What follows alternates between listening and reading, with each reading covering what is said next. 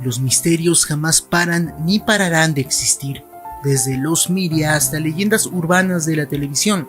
El día de hoy te traigo un nuevo vídeo sobre este tema tan pedido. En el vídeo previo a este hablamos de cómo se cuenta que la mayoría de los ganadores de Shark Tank no han recibido apoyo de los tiburones con quienes hicieron el trato. Espero de todo corazón que eventualmente sí llegue ese apoyo, sobre todo a las empresas que han elaborado productos que apoyan el medio ambiente. Sin embargo, en la 9ª posición de este vídeo hablaremos del fenómeno contrario, es decir, los negocios de Shark Tank que fueron rechazados y sin embargo han tenido gran demanda debido a la publicidad que se les dio. Comenzamos con el por mucho más famoso de los casos, la situación que nos deja en claro que si tienes mucho dinero, a veces no hayas ni en qué gastarlo. Las organizers son un par de chicas seguramente casadas con esposos millonarios que, con su enorme tiempo libre, decidieron emprender un negocio, arreglar una alacena cobrando 50,000 pesos por ello. Cuando fueron a Shark Tank y presentaron su propuesta, fueron inmediatamente rechazadas porque su idea era absurda. El 99% de los mexicanos no gastaría esa cantidad de dinero en que arreglen la alacena, ya sea porque no tienen el capital o porque no son tontos. Sin embargo, siempre habrá un roto para un descosido. Gracias a la publicidad gratuita que Shark Tank les dio, las organizers lograron encontrar un nicho en extremo pequeño, quiero decir, trabajan como una vez al mes, ganándose así su sueldito de 50,000 pesos. Bárbara de Regil ha sido una de las afortunadas que han tenido la suerte de ser atendidas por las organizers, pagando esa módica cantidad por algo que costaría a lo mucho 1,000 pesos. Otro de los casos famosos es el del peor producto presentado jamás, el fidget spinner. Seguramente recuerdas su historia. Un emprendedor se endeudó con 1,000,000 de pesos para fabricar un aparato que se adaptaba al fidget spinner, con el cual podías divertirte lanzándolo al suelo para que rodara. Los tiburones rechazaron su idea argumentando que era una mamada y el señor se fue triste y endeudado. Trató de lanzar una campaña que fue desastrosa, pero al final de cuentas la gente le está ayudando a comprar fidget spinners solo para poder pagar la deuda con la que se quedó. Dime en la sección de comentarios si recuerdas a algún otro negocio que se volvió exitoso luego de ser rechazado en Shark Tank. José Manuel Figueroa, conocido por su nombre artístico como Joan Sebastián, es un conocido cantautor y actor mexicano, fallecido el 13 de julio del 2015 por cáncer en los huesos.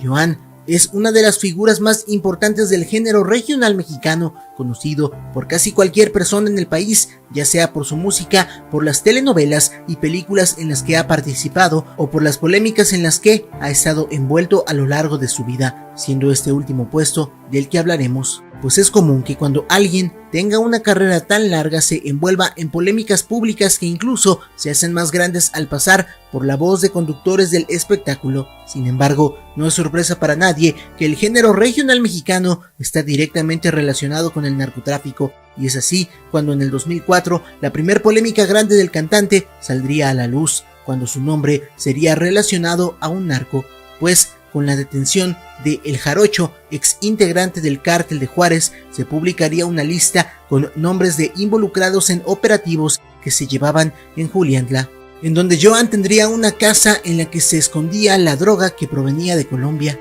Cuando en Estados Unidos en el 2006 su hijo fue asesinado, en nuestro país no hubo beneficio de duda, pues los medios de manera unánime salieron a declarar que esto se debía a su contacto con narcotraficantes años antes. Un par de años más tarde, el nombre del cantante sería envuelto en un tema más oscuro y delicado, la trata de blancas, pues con la detención de Edgar Valdés Villarreal y la liberación de varias jóvenes, 2 de ellas declararon que en 2009 Joan las había contratado para servicios sexuales, siendo ellas menores de edad. Según datos de la fiscalía, las menores fueron secuestradas a sus 12 y 16 años por el cártel de la Barbie para ser obligadas a trabajar en un burdel, como también a asistir a eventos privados donde narcos y sus invitados abusaban de ellas. Si esto es por sí solo algo que nos asquea con solo pensarlo, quiero que ahora imagines lo siguiente. Los testimonios no se limitaban a esto, pues la fiscalía declaró que muchas de esas fiestas se llevaron a cabo en un rancho del cantante, siendo Edgar uno de sus invitados más importantes, al grado de que el traficante le cedía a menores de edad en el lugar, por las cuales pasaban después. Así es, Joan escondía en su rancho a menores de edad secuestradas, de las cuales abusaba sexualmente. Las jóvenes hicieron hincapié en que el cantante limpiaba su memoria comprándoles accesorios de oro y prometiendo cuidar de ellas, siempre y cuando siguieran trabajando en el prostíbulo, pues su forma de cuidarlas era que no las mataran al llegar a la mayoría de edad que para muchos traficantes las niñas ya no sirven para estas labores. Ese mismo año fallecería de cáncer y en ningún momento se levantó denuncia por la fiscalía. Se dice que las jóvenes fueron amenazadas y aunque sí levantaron una denuncia, esta jamás avanzó. Te dejo el link de esto en la descripción. Existen en el país miles de influencers que sin duda vencerían en número a la persona de la que hablaremos en este momento. Sin embargo, cuando se trata de interacciones, José Madero les gana por bastante. Y es que su fandom, que lo ha acompañado desde Panda, le es descomunalmente fiel. Actualmente se encuentra en su primera gira luego del COVID-19 y ha llenado absolutamente todas las ciudades a las que ha ido. Dime en la sección de comentarios si es que eres fan, cuál es su canción favorita, ya sea de Panda o de José Madero. Pero lo que nos atañe a este puesto del conteo tiene que ver más con los antepasados de José, aprovechando que estamos en tiempos de la revolución. Por si no lo sabías, el abuelo de José Madero es hermano de nada más y nada menos que Francisco I. Madero, líder de la Revolución Mexicana. Ahí te va la historia. Según lo cuenta José Madero, el papá de Francisco I. Madero tuvo más de 10 hijos. El primero de ellos fue Francisco I. Madero, quien nacería en 1873. En un lapso de 20 o 30 años, el padre de Francisco I. Madero se encargaría de regar y regar hijos, pero ojo, fue con dos mujeres diferentes. La primera, madre de Francisco I. Madero, se llamaba Sara y de la segunda, su nombre es desconocido. El abuelo de José Madero sería el hijo más chico de esta segunda relación.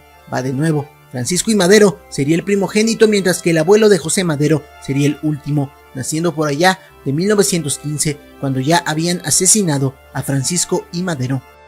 ¿Cómo te sientes de que ahora, además de según limpiarse los besos y tener el fandom más activo de México, tienes sangre revolucionaria? De este tema ya hemos hablado un par de veces en el canal, pero jamás lo hemos hecho en la sección de misterios de la televisión mexicana.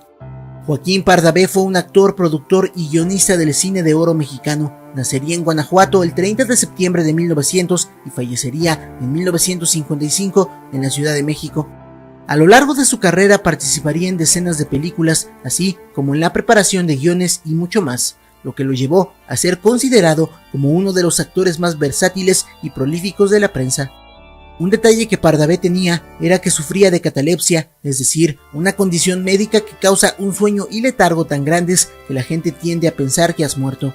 Fue por ello que, cuando murió en 1955, el periódico La Prensa afirmó que Pardavé fue enterrado vivo y que al exhumarse se le encontró en una posición de auténtico terror, con las uñas rotas de tanto rasgar el ataúd. Esto fue inmediatamente desmentido por su familia y por la lógica, ya que el oxígeno en un cajón se le acabaría en minutos sin darte mucho tiempo a luchar. Sin embargo, la leyenda de que Pardavé fue enterrado vivo sigue más viva que nunca, en parte gracias al trabajo de youtubers que han hecho pasar esta historia por real. ¿Tú qué opinas? Vamos a hablar de uno de los temas más recordados de Otro Rollo, que a pesar de que ya se probó que fue falso por mucho tiempo, la duda de su veracidad lo volvió un verdadero misterio de la televisión mexicana. Hablamos de la famosa agresión de un poeta a Adal Ramones en los inicios de Otro Rollo. Al principio de este show, evidentemente no había tanto presupuesto como ahora lo hay en diversos programas, por ende la polémica era una de las mejores armas para poder crecer en la tele. Fue así que Ramones y Jordi Rosado idearon un plan para que el rating de su programa creciera. Fingirían una agresión de parte de un supuesto poeta. Fue así que el programa se transmitió con normalidad hasta llegar a la parte donde invitaban al poeta a recitar su poesía frente a Ramones, quien no pudo evitar la risa luego de escucharlo. El poeta se puso furioso y le lanzó un vaso de cristal a la cara, vaso que se rompió en Ramones, y luego de eso, la seguridad y Jordi sacaron al poeta. Si tú quieres ver algo de humor. Esto causó gran polémica en la televisión, elevando el rating de Otro Rollo. Quién sabe, quizá sin esa idea de Ramones y Rosado, Otro Rollo no habría sido lo que llegó a ser y Jordi no tendría su podcast donde dice que la ciencia demostró que su libro es un bestseller por vibrar alto. ¿Te suena el nombre de Gabriela Rico Jiménez? Quizá el nombre por sí solo no te recuerde nada, pero déjame describir una escena que probablemente despierte un recuerdo escondido. En el 2009, la modelo Gabriela Rico, vestida con un short y una camisa roja holgada, se presentó en la noche en la entrada de un hotel, donde entre varias cosas gritó que Carlos Salinas sabía de los homicidios que se estaban llevando a cabo y que él, al igual que la reina de Inglaterra, comían carne humana y lo único que ella quería era su libertad. Poco se sabe del por qué esta chica salió en un estado de histeria y shock del hotel, pues nadie trató el tema por más de un día, no se habló de ella en burla y tampoco se dio el beneficio de la duda. Se sabe que ella no había presentado signos de este tipo anteriormente y después de ser trasladada a un hospital psiquiátrico en Argentina, tampoco se supo más de ella. Sin embargo, hay una teoría muy fuerte en internet donde tratan de darle sentido a sus palabras y unirlas con algunas teorías que existían ya. Empecemos con que ella salió del hotel en un estado de completa paranoia pidiendo su libertad. Ella afirma que sabía que se cometían asesinatos por personas del poder, cosa que, si pensamos un poco, no es sorpresa para nadie en nuestro país. Después, ella dice que el personal de seguridad del hotel y los que se encontraban por la zona estaban con ellos cuando comieron carne humana, lo que lleva a la teoría de que ella presenció como posible acompañante un ritual en aquel hotel por la logia del Valle de México. Ella ya había visto cómo morían 3 de sus amigas cercanas y es por esto que buscaba su libertad, pero nadie se lo permitía, pues supuestamente ella ya sabría demasiado. Se dice que ellas son atacadas con máscaras de Mickey Mouse porque les recuerda una parte tranquila mientras son violadas, lo que causa que se rompan más fácilmente. Ella repite que sabía de estos asesinatos, pero cuando vio que se comían a los niños y adultos que sacrificaban, perdió totalmente el control, terminando en estado de shock y paranoia que podemos ver en el vídeo. Esto no es más que una teoría que circula en internet y que no afirmo sea cierta, pues, como dije al inicio, se sabía muy poco al respecto, pero te dejo un último dato para que hagas tu propia conclusión. El Centro Psiquiátrico La Luján de Buenos Aires, donde fue internada en el 2009, fue motivo de crítica en 2010, cuando dentro del lugar se encontraron restos humanos en putrefacción, así como huesos y zonas donde aparentemente se torturaba y experimentaba con los pacientes. Dime en la sección de comentarios si te gustaría que hiciera un vídeo hablando únicamente de este lugar. En el año 1989 se estrenó en México una película que retrató uno de los fenómenos más atroces y grotescos que se habían dado en la historia del país, la Matanza de México 68. Es bien sabido que durante décadas la matanza de Tlatelolco se mantuvo en secreto por parte de los políticos que se cubrían las espaldas los unos a los otros mientras se robaban el dinero de los impuestos de los mexicanos, cosa que sigue pasando y parece ser que jamás tendrá fin. Sin embargo, gracias a la presión de los padres de los estudiantes desaparecidos y el periodismo en sí, poco a poco se supo lo que realmente ocurrió. El gobierno los mandó matar. Finalmente, en 1989 todo se destapó con la película de Rojo Amanecer, película que narra con personajes ficticios lo que bien pudo haber ocurrido el 2 de octubre. Esa película le abrió los ojos a muchos mexicanos quienes no tenían idea de lo que pudo haber ocurrido, desencadenando en el declive del Partido Revolucionario Institucional que desde antes había fracasado, robándose la elección de 1988. ¿Tú qué opinas? A finales de los años 90, por allá de 1997, cuando su servidor tenía 6 años de edad, posiblemente quien escuche esto no habría nacido, y si es así, cuéntame cuántos años tenías, surgieron unos lentes mágicos llamados Fabulojos. Estos supuestamente eran unos lentes que te permitían ver en tercera dimensión. Se llegó a realizar una buena campaña de marketing para la promoción y yo tengo un vago recuerdo de haber sido un niño tonto que se los ponía y decía ver el mundo en 3D, cuando güey, el mundo siempre está en 3D porque tenemos alto, ancho y volumen, pero bueno, también creía que me podía transformar en Power Ranger. En fin, la realidad es que estos lentes no causaban absolutamente nada, jugaban con la imaginación de los niños, quienes suelen mentir para quedar bien con otros niños. Por ende, si uno decía que se veía en 3D, todos dirían que así era, para ser aceptados. Con esto Televisa ganó una buena lana al vender unas basofias a un precio mucho más alto de lo que valían. ¿Recuerdas habértelos puesto? Dímelo en la sección de comentarios. Tenemos un tema triste que merecía un vídeo entero. Si este vídeo recibe un buen apoyo, sin duda lo haremos. Batas, Pijamas y Pantuflas fue un programa matutino de radio que inició transmisiones a finales de los años 80. En ese entonces en México los programas de radio se dividían en dos, o programas de noticias todo el tiempo, o programas de música, pero tener uno que se dividía en las dos era impensado. Así es. Batas, Pijamas y Pantuflas fue el precursor de todos los programas de radio de hoy, como por ejemplo La Corneta. El programa de radio fue un éxito y se veía potencial para durar al aire varias décadas. Sin embargo, todo terminó el 19 de septiembre de 1985. Está temblando en estos momentos de amanecer. Calma, mucha calma. No tengan miedo. No pasa nada, el movimiento es leve. En cuanto acabe esto, vamos a... ¡Ay! Está muy fuerte. Está temblando muy fuerte. Vamos a esperar a que esto pase. Tranquilos, vamos a quemar la chat. Los cuerpos de Sergio Rod y Bolívar Domínguez fueron encontrados sin vida entre los escombros del derrumbado edificio de Televisa. Ambos eran entrañables amigos de Pedro Ferriz de Con, quien también fue sepultado en los escombros del terremoto. Sin embargo, él pudo ser rescatado. Cuando Pedro salió de los mismos y vio todo lo que ocurría, no lo podía creer. Un familiar suyo llorando le dijo: «Pedro, estás vivo gracias a Dios», a lo que Pedro reclamó: «¿Y por qué no salvó a mis amigos?». Batas, pijamas y pantuflas. Batas, pijamas y pantuflas. Ana Patricia Navidad Lara es una conocida actriz y cantante mexicana, nacida el 20 de mayo de 1973 en Culiacán, Sinaloa. Se dio a conocer a la edad de 17 años cuando participó en un concurso de belleza llamado Señorita Sinaloa. Gracias a esto lograría ingresar al CEA de Televisa y a los 25 años grabó un disco el cual tendría más de 100,000 ventas, lo que hacía que todos hablaran muy bien de ella, pues su futuro lucía prometedor. Y todo iba así. Se había mantenido alejada de polémicas alrededor de los espectáculos sin generar mucho de qué hablar. Sin embargo, a principios del año 2020, cuando se habló de la pandemia, ella aseguró que no era verdad, que la enfermedad no existía y solo era un truco que utilizaba el gobierno para controlarnos y mantenernos al margen, pues debían tomar medidas extremas para asegurarse de no perder el control sobre nosotros, pues ya estaban comenzando a dispersar las personas. Claramente todos comenzaron a hablar de ella de manera negativa, cuestionándola sobre cuáles eran sus fuentes y etiquetándola ante todas las aclaraciones médicas que se daban. Pero ella afirmó ser una iluminada y saber más. Irónicamente, unos meses más tarde sería trasladada de emergencia a un hospital por lo que ella creía era una neumonía doble.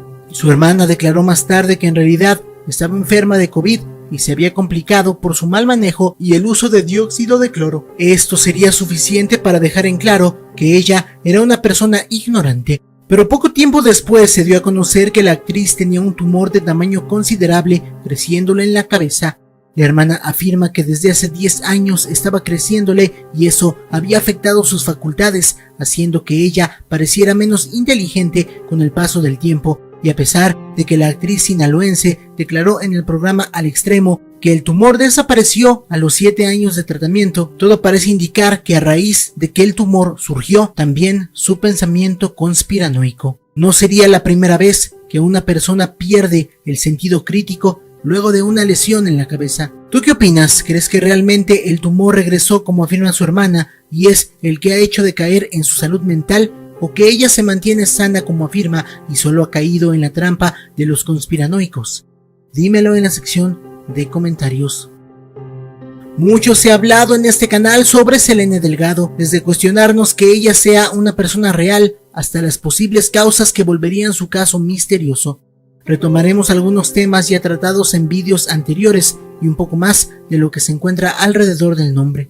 La primera vez que supimos su nombre fue durante la sección Servicio a la Comunidad de Canal 5, cuando su imagen era recurrente, donde se decía que ella tenía 18 años y se había perdido en la delegación Álvaro Obregón. La imagen muestra a una mujer que estuvo apareciendo constantemente en los anuncios a lo largo de 8 años. Algunos investigadores compararon la imagen con el resto que salían en el programa, mostrando que la calidad era notablemente menor que en cualquier otra. Incluso algunos afirman que es mucho más vieja de lo que pensamos.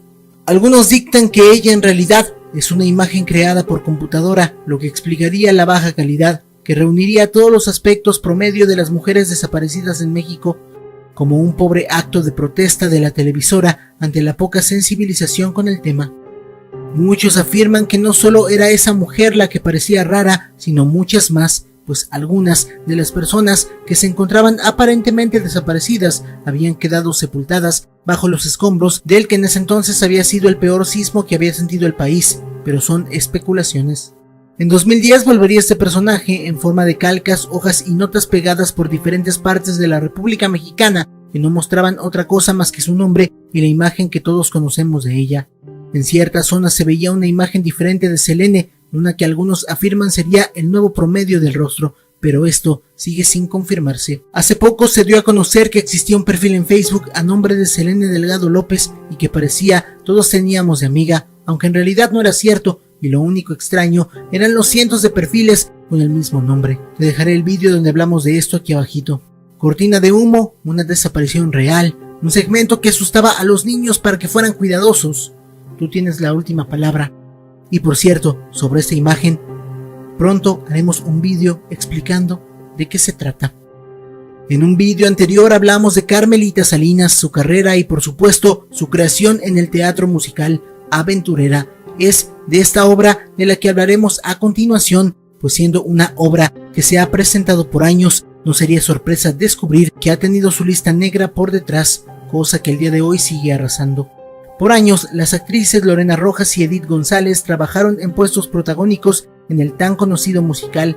Está de más decir que ya no se encuentran con nosotros, pues aún con los cuidados y tratamientos necesarios que ellas llevaron en vida, el cáncer las derrotó en su lucha. Al morir de una forma tan dolorosa en todos los sentidos, honraremos su memoria encabezando la lista. Marta Vallejo fue la productora de la obra hasta el 2019, cuando una semana antes de la muerte de Edith, ella falleció.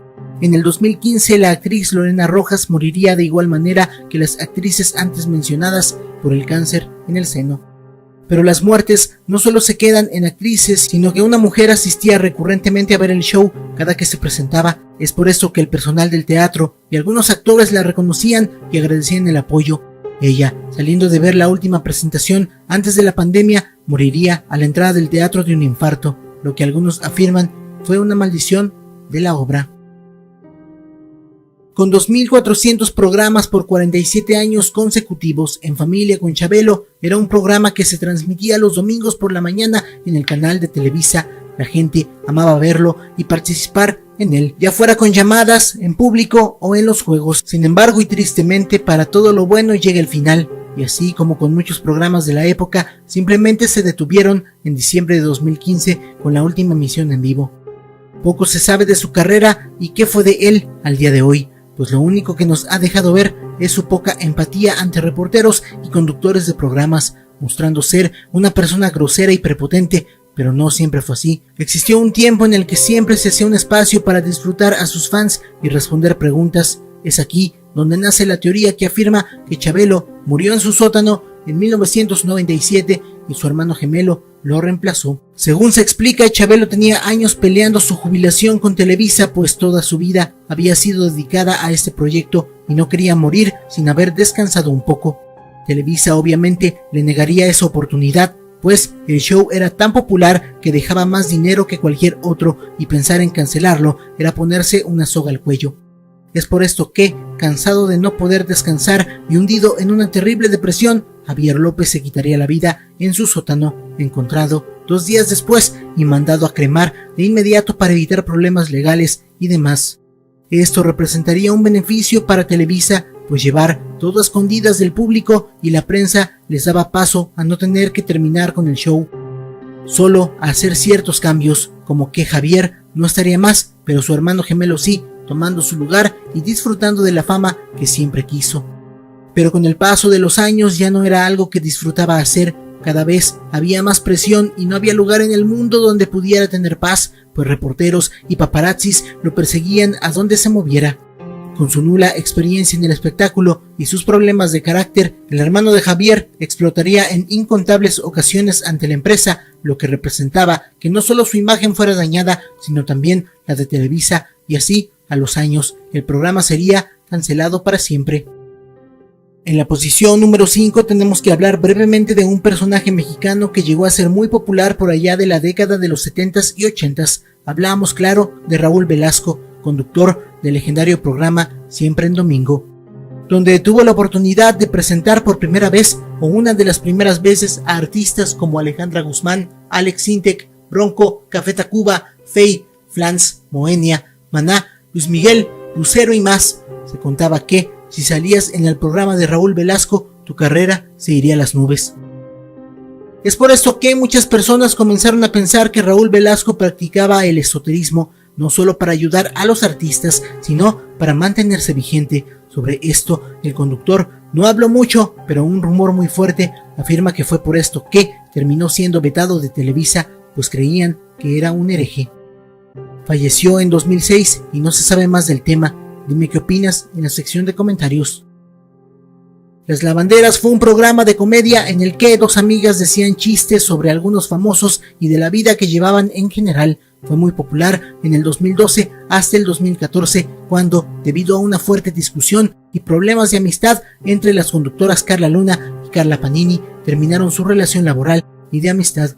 La razón: si vives sin internet en una cueva, quizá no sepas de la discusión que entre ellas se generó, pues Panini le quitaría el marido a Carla con la excusa de que él se sentía descuidado, y el amor surgió entre ellos dos a raíz de la enfermedad que Luna sufría en ese momento.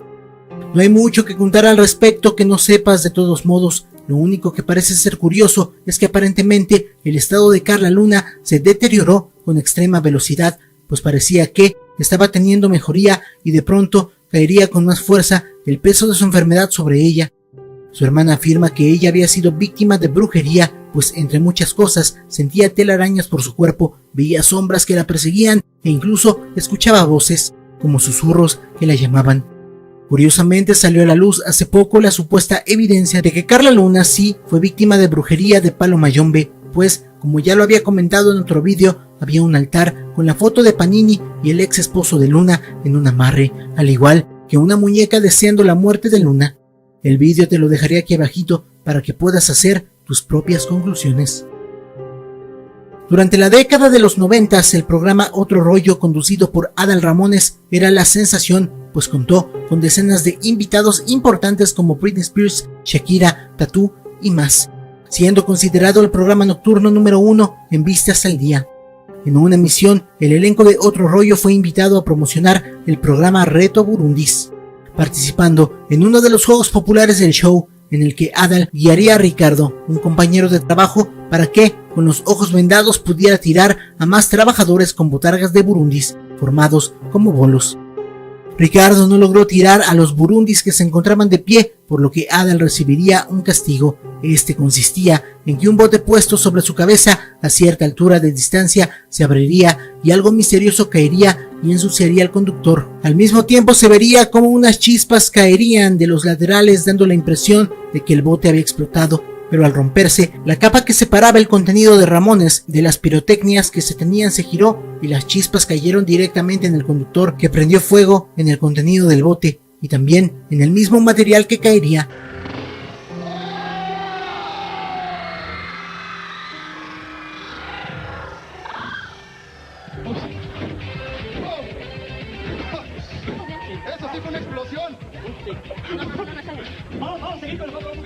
La cámara enfoca todo el momento y podemos ver a detalle cómo el fuego envuelve al conductor por algunos segundos, hasta que él solo logra retirarse de este y escuchamos a la conductora del juego preguntar: ¿estás bien? A lo que Adal responde sí, que continúa el juego, pero la voz de la conductora se hace presente de nuevo diciendo: no estás bien, esto no está bien, mientras le quita algo de la cara y lo sacude. Adal, en un tono de voz ligeramente ido y sin emoción, dice: volvemos con el juego, pero vamos a un corte comercial. Los bailarines salen a escena y la cámara se aleja lentamente, dejando ver cómo el personal de backstage lo auxilia. Por fortuna, Adal no sufrió más allá de quemaduras sencillas de primer grado en brazos, manos y el rostro, y de manera muy profesional, al volver del corte, se dio el micrófono a Jordi Rosado y se fue a atender. Sin duda, una tragedia que pudo pasar a mayores. ¿Te imaginas si él hubiera quedado en un estado de shock en el lugar? Con suerte, solo estaría un poco desfigurado, pero si hubiera tenido mala suerte, el humo, las chispas y el fuego directo le habrían quemado completamente. Un fuerte descuido que costaría caro al programa y un error que fácilmente se pudo haber evitado. El Chapulín Universal es un supuesto episodio perdido del Chapulín Colorado que trataría de cómo tras el secuestro de Ñoño, el señor Barriga pide ayuda al Chapulín Colorado que llegaría y le ayudaría a buscar por todos lados, incluyendo otra dimensión que sería el infierno y en donde Don Ramón sería el diablo a su hijo. Existe un supuesto vídeo que se rescató en donde se logran ver algunas escenas, pero más tarde el canal TV Cont 1 desmentiría con lujo de detalle el vídeo, pues en él logra explicar con comparaciones las escenas reales, nombre del episodio y parte exacta en la que fue robado el fragmento que aparece en el supuesto episodio perdido. Un ejemplo es el inicio cuando se logra ver la cara de Ñoño asustado, pero esta escena le pertenece a un episodio en donde la Chilindrina, el Chavo y él entran a la casa de la bruja del 71 y están a nada de gritar del susto. La imagen que vemos al inicio pertenece a un episodio en el que el Chapulín es pequeño y lo quieren aplastar. La cara de Don Ramón flotando pertenece al episodio en el que hacen una parodia a la bruja malvada y su espejo que habla, y así con cada escena, sonido y fondo que logra explicar y darle un sentido a lo poco que se nos muestra. Así que sí, lamento romper tu ilusión, pero el Chapulín Universal nunca existió y como rara vez ocurre, Internet nos engaña con sus elaboradas bromas. El 27 de abril de 1966 en la Ciudad de México nació Arturo Elías Ayub, siendo hijo menor de 3 hermanos. Le ayudaba a su padre en su empresa de uniformes y también vendía lápices y borradores en su escuela que compraba al mayoreo, siendo esta la primera forma de emprendimiento que encontró. Actualmente es director general de la Fundación Telmex Telcel, como también es director de alianzas estratégicas y contenidos de América Móvil 1 TV, y siendo fan de los deportes, por supuesto que tiene algo en esta rama, pues es director también de Claro Sports. Tiene 3 hijos dedicados completamente a los estudios y está casado con Joanna Slim, la menor de los 6 hijos del multimillonario Carlos Slim. Arthur conoció a Joanna por su hermano Carlos, quien era mejor amigo de Arturo. Según sus palabras, él la veía como la hermanita de su amigo, pero tras llamar varias veces a la casa de los Slim para hablar con Carlos y que contestara ella, se fueron haciendo más y más unidos. Con su carisma y buen humor, Arturo enamoró a Joanna y él se enamoró de ella. 2 años después de su matrimonio, entró a trabajar en la empresa de su suegro, Telmex. 1 año más tarde, tuvieron a su primer hijo. Ella es licenciada en preescolar y es dueña de un colegio.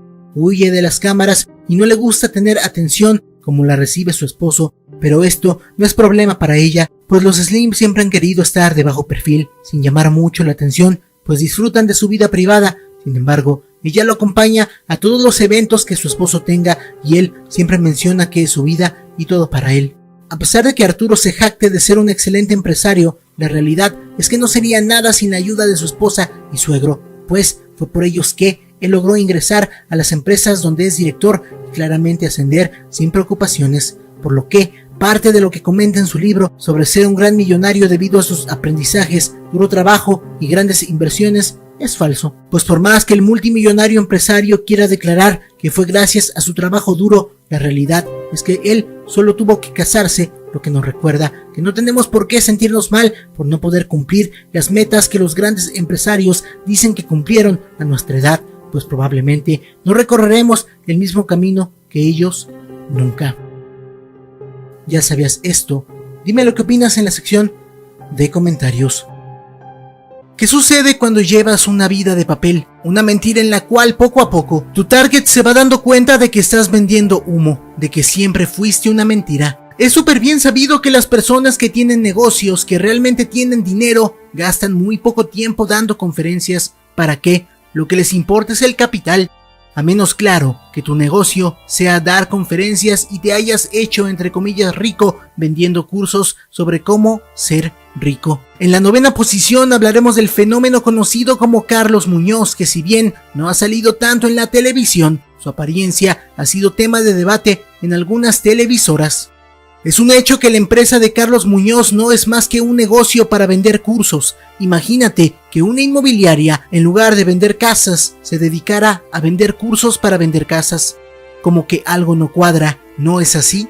Este mundo está lleno de estafadores y gente crédula que quiere encontrar el santo grial del dinero, y de eso se han aprovechado miles de personas, incluyendo a este ser humano. Sin embargo, lo que el estafador no notó jamás fue que la bomba le terminaría estallando. Las personas que han abierto los ojos sobre la realidad de este papanatas han dicho que en sus cursos no venden ninguna estrategia fuera de tú puedes, mentalidad de tiburón. Es por ello que Carlos Muñoz fue ampliamente beneficiado de que se escondieran los dislikes en YouTube, pues sus últimos vídeos estaban llenos de ello. Carlos Muñoz no contaba con que la gente se daría cuenta de que no es lo que dice ser, castigándolo en su única fuente de ingresos, sus cursos.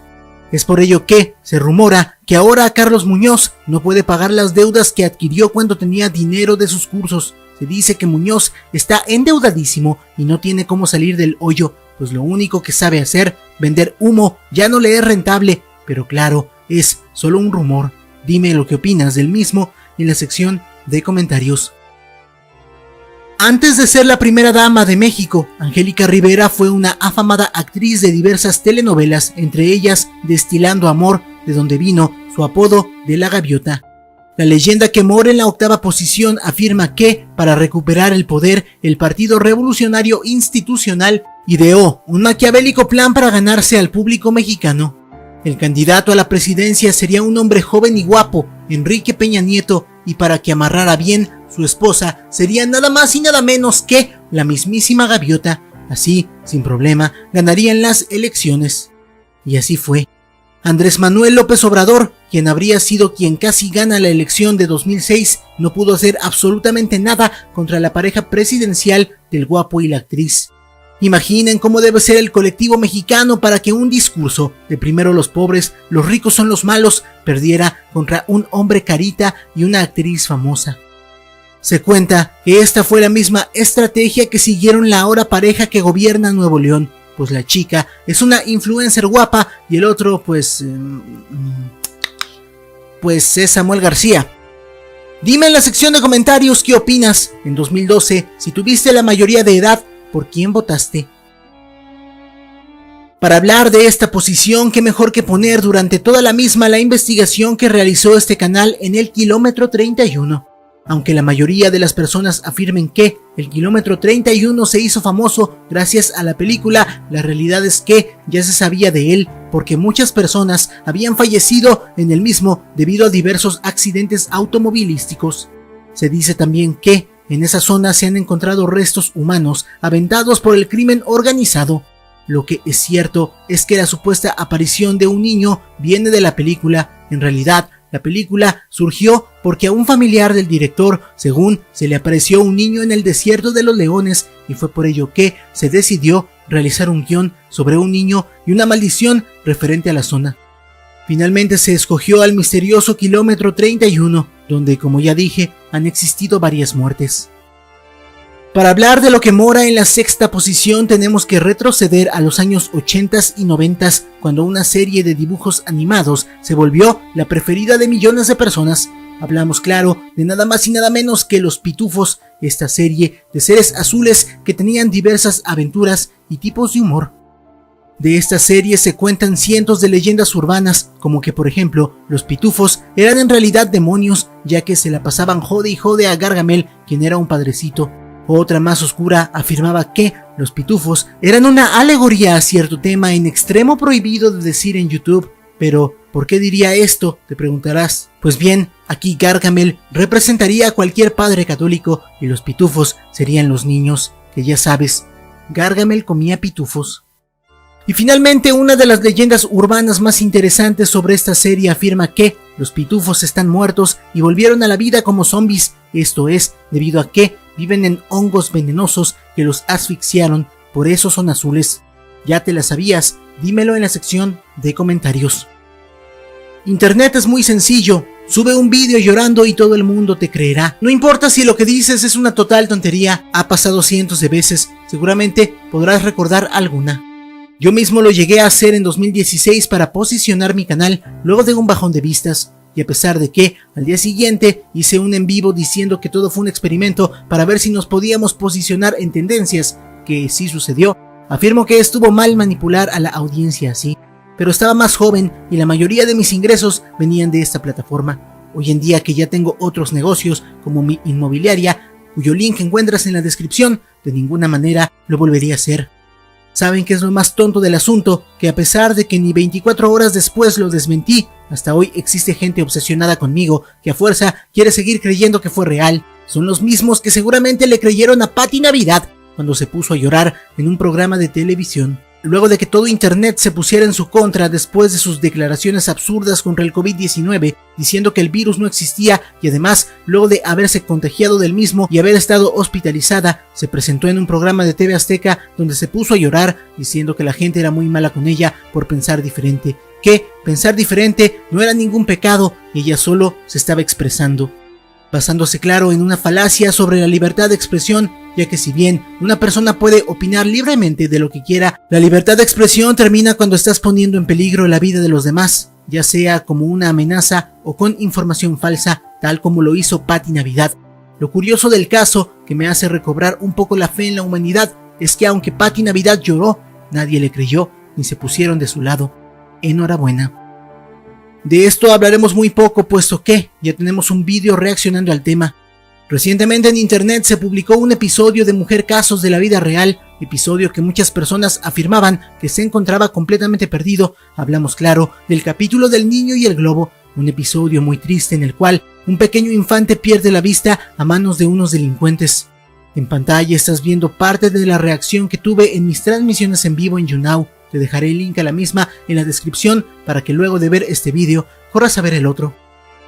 Selena Quintanilla fue una cantante en extremo famosa, apodada como la reina del Tex-Mex, que desgraciadamente perdería la vida a los 23 años de edad, luego de que su supuesta mejor amiga, Yolanda Saldívar, la asesinara a sangre fría. Si quieres saber más sobre el caso, dímelo y haremos un vídeo hablando de ello. Sin embargo, lo que mora en la tercera posición del vídeo tiene un tinte aún más oscuro. Es una leyenda urbana de la cual no se tienen pruebas y muchos dicen incluso que se trata de un efecto Mandela. En YouTube puedes encontrar decenas de vídeos donde se anuncia que Selena Quintanilla ha muerto. Sin embargo, mucha gente afirma que ellos vieron cómo murió en la televisión, es decir, vieron la transmisión en vivo de los enfermeros reanimando a la cantante sin éxito para luego ver llorar a todos sus familiares al anunciar la hora de muerte. Esto realmente no tendría mucho sentido, puesto que Selena fue llevada a una operación de urgencia donde murió, por lo que el hecho de que hubieran cámaras se vuelve simplemente mentira, pero al final dejo todo a tu criterio. ¿Tú qué opinas? Durante décadas Televisa fue la televisora más importante del país y bueno, se podría decir que lo sigue siendo, sin embargo, no es ni la sombra de lo que fue en el pasado. Esto debido a que las plataformas de streaming y el mismo YouTube le fueron poniendo poco a poco varios clavos a su ataúd, pero no siempre fue así. En el pasado, cuando salir en la tele era la única manera en la cual podrías volverte famoso, que por cierto, a pesar de que las figuras públicas más famosas de la actualidad vienen de redes sociales, algunas personas ridículas siguen diciendo que, aunque pagues a Televisa para aparecer 30 segundos en segmentos de sus programas, eres más famoso por salir en la tele. Hágame usted el favor. Pero en fin, en las décadas pasadas, cuando Televisa era amo y señor del espectáculo, muchísimas leyendas se contaban sobre sus foros, desde que en ellos se hacían rituales satánicos, pasando por el famoso catálogo del cual ya se habló en este canal en el primer episodio de esta serie, etc. También se contaba con que existía un foro secreto en Televisa donde se practicaban diversos pecados, aunque si vas a la televisora jamás lo encontrarás. Esto es supuestamente porque es un foro secreto del que nadie sabe su entrada, aunque todos sepan que existe. Otros tantos más afirman que este supuesto foro secreto no es más que un foro subterráneo. Te dejo un TikTok donde mencionan cómo llegar a él. Dime lo que opinas en la sección de comentarios. Oigan, les voy a enseñar, ¿sabían que hay un foro subterráneo? Bien, estamos en el primer piso, ya no hay escaleras para abajo, esta es nuestra ofrenda. Tenemos el foro. Ven. Vale. Era fin de semana y te sentabas en el sillón o en tu cama. Estabas a punto de ver el mágico programa de Nintendo Manía con Gus Rodríguez, donde aparecían las nuevas novedades de Nintendo. Eras feliz y no lo sabías, o más bien, no lo sabías porque esto jamás sucedió. Recientemente en internet se ha levantado un movimiento de conspiración que afirma que el programa de Nintendo Manía nunca existió y que únicamente lo recordamos porque nos han dicho que existe. Pero ¿cómo es esto? No tiene ningún sentido. Pues según este movimiento, la realidad es que Nintendo Manía nunca salió a la luz y únicamente las cápsulas que puedes ver en internet fueron las que surgieron como unos episodios piloto que jamás se aprobaron. ¿Recuerdas realmente haber visto Nintendo Manía en tu casa? O más bien, ¿crees recordar eso porque así te lo han contado recientemente? Dímelo en la sección de comentarios. Hubo un tiempo donde la plataforma de Discovery Kids no era un canal tal cual para bebés, sino que era una especie de Nickelodeon con programas tipo live action. Podrías disfrutar de series que muy pocos deben recordar a la fecha, como Bernardo y su reloj, o La magia del cine, y qué decir del misterioso programa de El fantasma escritor. Misteriosamente, cuando le llego a preguntar a gente sobre esa serie, muy pocos suelen recordarla, por más que les explico la trama. Parecen no acordarse, y eso que sí hay episodios en YouTube. Si no tienes idea de lo que estoy hablando, te explico rápidamente. El fantasma escritor es una serie donde un grupo de chicos resuelve misterios con la ayuda de un ente que se comunica a través de las palabras. La serie era realmente entretenida, o por lo menos así la veía yo cuando era un infante. Sin embargo, el misterio de la misma radica en dos puntos particulares. El primero fue el que ya mencioné, donde la gente parece no recordar la misma, y el otro habla de los que sí pudieron recordarla. Sin embargo, al hacerlo, a pesar de que es una serie para niños, parecieran sentir un aura lúgubre, como un escalofrío al recordar la serie. Quizá por esto en YouTube sus episodios se ven tan extraños. ¿Qué opinas? ¿Tú llegaste a ver El fantasma escritor? En el siguiente puesto tenemos al programa Se Vale, conducido en sus inicios por Raúl Magaña y Cecilia Galeano. Tuvo 6 temporadas mientras estuvo al aire entre el 2007 y el 2012. El eslogan del programa era diversión con altura, cosa que, como veremos más adelante, les causaría una fama no precisamente positiva y que arrastrarían hasta el día de hoy. Pues todos conocemos, ya sea por memes, por fragmentos o por haber visto el programa en cuestión, cuando la actriz Emma Escalante participó en uno de los juegos más populares del programa, La Tirolesa. Todo iba bien, varios conductores e invitados se habían lanzado, hacían bromas y jugaban, pero al llegar el momento de ella parecía muy tensa y nerviosa. Todos la motivaron a lanzarse y cuando lo hizo cayó en cierta posición que, para sorpresa de todos, la lastimaría.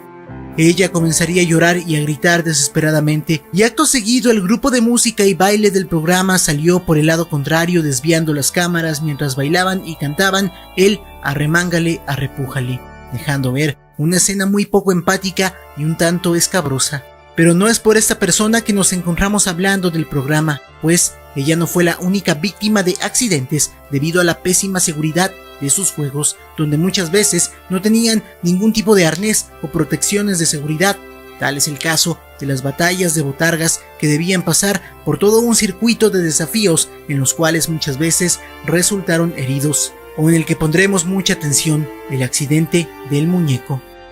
En el 2011, el muñeco fue invitado al programa y en uno de los desafíos comenzó a subir su propio peso con ayuda de una soga, haciendo poleas. A la altura de 5 metros y a centímetros de llegar al final, perdió equilibrio en la tabla en la que estaba parado, dando un giro en el aire y azotando de cuerpo completo en el piso. La cámara lo enfocó inmediatamente y pudimos ver el cuerpo inerte del muñeco, pero tranquilos, él no falleció, solo estaba gravemente herido. El programa se fue a anuncios y al regresar, Raúl Magaña dijo que el equipo verde al que pertenecía el muñeco estaba descalificado, pero aún así habían ganado. Dijo que se encontraba estable y que los accidentes sucedían, aunque el muñeco tuvo que ir al hospital de emergencia y se le diagnosticaron 3 costillas rotas, aunque por suerte nada severo que, en el peor de los casos, habría causado su muerte. En México, el 28 de diciembre es el día de hacer bromas por ley, puesto que en este día se celebran los Santos Inocentes, conmemoración donde, según la tradición, el rey Herodes mandó matar a todos los bebés que hubieran nacido en las fechas cercanas al nacimiento de Jesucristo, por temor a que éste le quitara el trono. Al final, esto no sirvió de nada, puesto que Cristo, como ya lo sabes, sobrevivió. Sin embargo, el día de hoy, pocos recuerdan que por este motivo se celebra el Día de los Santos Inocentes y creen que el 28 de diciembre solo es un día para hacer bromas, y vaya que hay bromas muy pesadas. Hace ya muchos años, a mediados de la década de los 2000, cuando la banda My Chemical Romance estaba con todo con su disco de The Black Parade, al conductor Gabo Ramos, de los 10 más pedidos, se le ocurrió una broma increíble. Este afirmó que en el foro de MTV se encontraba el mismísimo Gerard Way. Ojo, lo mencionaba como Gerardo Way, por esto de que los fueran a demandar o qué sé yo, que al final del programa lo podrían conocer de inmediato. Una cantidad enorme de fans de la banda se presentó en los estudios de MTV, donde fueron recibidos de buena manera. Al final se mostró una persona con peluca que claramente no era Gerard Way, al mismo tiempo que se gritaba en el foro: inocentes palomitas que se dejaron engañar. Si bien la mayoría de los fans tomaron bien la broma, otros no pudieron con ello y se pusieron a llorar. ¿Tú qué opinas? ¿Simple broma o pasadez de lanza? Cuando digo las palabras Acapulco Shore, seguramente recordarás a Manelik con su Todo lo que ves es operado, a Karime y su frase de las bragas o incluso al Potro y los demás. Pero de quien menos harás memoria es posiblemente de Mowgli, como bautizaron a Joyce Islas, quien en la primera temporada fue una de las 4 mujeres del show, junto a Mane, Karime y Thalía. Pocos días antes del inicio de las grabaciones de la segunda temporada de Acapulco Shore, Joyce se mostraba entusiasmada en sus redes sociales por el inicio de esta. Sin embargo, al final ya no salió más y fue sustituida por Brenda Zambrano. Joyce siguió subiendo contenido a su cuenta de Instagram Clandestine Joyce durante los años posteriores a Acapulco Shore. Sin embargo, el 30 de abril de 2018 todas sus publicaciones cesaron. Algunos dicen que se abrió otra cuenta, otros que se hartó de las redes y las dejó, mientras que otros tantos más afirman que algo más siniestro le pudo haber ocurrido. ¿Tú qué opinas? La primera aparición de personajes como el Dr. Chapatino o el Profesor Girafales se dio en el primer programa mayor de Chespirito, Los Supergenios de la Mesa Cuadrada, donde también compartían escenario María Antonieta de las Nieves y Ramón Valdés, aunque sin sus personajes de La Chilindrina o Don Ramón. En la serie supuestamente se respondían preguntas del público, preguntas que en realidad no eran del público y más bien tendían a ser graciosas. En una ocasión, el personaje de María Antonieta de las Nieves cuestionó al Dr. Chapatín sobre el enamorar mujeres sin importar la diferencia de edad, cuestionando al mismo sobre si se casaría con una mujer de 28 años, a lo que el Dr. Chapatín respondió: prefiero 2 de 14. Luego de esto, una carta reclamaba al doctor por enamorar niñas menores de edad. La firma de la carta es de una niña de 12 años, a lo que el Dr. Chapatín responde: ¿no mandó su fotografía? ¿Tú qué dices, pedofilia? ¿O eran otros tiempos? Cuando te hablo de Jorge Ortiz de Pinedo, seguramente recordarás a un comediante que pudo haber sido o no de tu agrado, pero lo que sea de cada quien, fue una persona que siempre intentó hacer reír a pesar de la increíble triste historia que lo ha aquejado por décadas. Ya la hemos mencionado en el canal, pero es menester retomarla, puesto que es desgarradora. En 1985, ante el éxito que tenía Jorge Ortiz de Pinedo en sus programas de televisión, así como sus obras de teatro, decidió regalarle a su mamá y hermana un viaje por el viejo continente, pasando por Egipto también. Desgraciadamente, cuando el avión se dirigía de Atenas a El Cairo, un grupo de terroristas tomó la aeronave, exigiendo la liberación de prisioneros de su asociación. El avión aterrizó en Malta, donde se comenzó a negociar. Sin embargo, los terroristas comenzaron a asesinar uno por uno los pasajeros de Palestina. Al final, un comando armado entró de imprevisto al mismo para dar baja a los terroristas, y fue ahí que en el fuego cruzado la madre de Ortiz de Pinedo, así como su hermana, murieron. Una muy triste historia para un comediante. Seguimos avanzando y tenemos ahora la popular serie infantil Plaza Sésamo, que estuvo en emisión de 1972 al 2016, en lo que múltiples personajes entraron y salieron y otros más se rediseñaron. Tal es el caso de la marioneta de Abelardo, pues no siempre fue el ave de colores que recordamos. Al inicio, el diseño de Abelardo fue el de un dragón rosado de ojos celestes y su cresta amarilla, pero más tarde su diseño cambió a ser un dragón rojo anaranjado con las puntas amarillas con pequeñas campanas simulando un sombrero de bufón. Ambos personajes compartían su gusto por las semillas de calabaza, al igual que el tener una voz suave y calmada. Se creía que este diseño no era más que un efecto Mandela, pero más tarde, gracias a 2 canales de YouTube, se dieron a conocer varios fragmentos en lo que vemos que la versión contada es real. Vemos el fragmento donde interactúan los niños y también ellos solo hablando.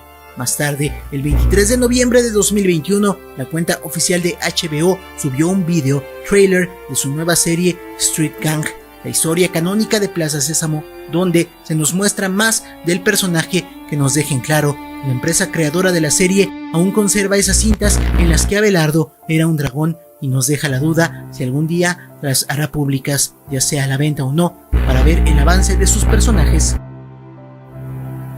En el año 2004, hace casi 18 años, se vio un hecho sin precedentes en la televisión abierta mexicana, pues dentro del afamado programa nocturno Otro Rollo se presentó un concurso llamado Señorita Table, programa en el cual se adecuaba el set de Otro Rollo como si de un table real se tratase, con todo y un tubo. Las participantes tenían que mostrar sus dotes artísticos de ese baile erótico para convencer a los jueces. Recordemos que todo esto fue mostrado en televisión nacional a una hora que no era tan tarde, algo así como las 11 de la noche.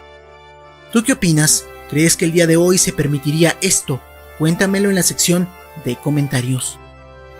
Antes de que el internet se volviera un fenómeno mundial con el cual hoy no podemos vivir, existió otro entre comillas fenómeno llamado Big Brother, un exitosísimo programa de televisión en el que un grupo de desconocidos pasaba días encerrados en una casa sin contacto con el exterior. Cada semana un participante iba siendo eliminado, luego de que fuera nominado a expulsión junto a otros tantos más. Este programa se llegó a dividir entre Big Brother y Big Brother VIP, este último con personalidades famosas. A lo largo de la estancia de los participantes en la casa de Big Brother se pudieron narrar por ellos mismos fenómenos inquietantes o paranormales, afirmando que habían fantasmas en la casa. Uno de los casos más curiosos fue el del participante apodado como el Buki, por su parecido con Marco Antonio Solís. Él caminó desde Acapulco hasta la Ciudad de México para poder incorporarse a la casa de Big Brother, porque ese era su sueño. Luego de insistir mucho lo aceptaron en la casa, sin embargo, al poco tiempo de estar viviendo su sueño, el participante afirmó que mejor ya se iría de la misma, puesto que le habían jalado las patas mientras dormía. Todos se quedaron atónitos ante esto, pues era irreal que alguien estuviera tanto tiempo queriendo participar para que al final renunciara por algo tan simple. La clave para saber que llegaste hasta el final del vídeo va a ser ventilador, ¿vale? Si el vídeo te gustó, dale like, compártelo, suscríbete, sígueme en mis redes sociales, las puedes ver en pantalla y las encuentras en la descripción. Apoya el canal para aparecer aquí al finalizar los vídeos. Por mi parte, eso sería todo. Yo soy Idol You Destroy, tengo los mejores seguidores del mundo que son ustedes. Muchas gracias. Pum, pum.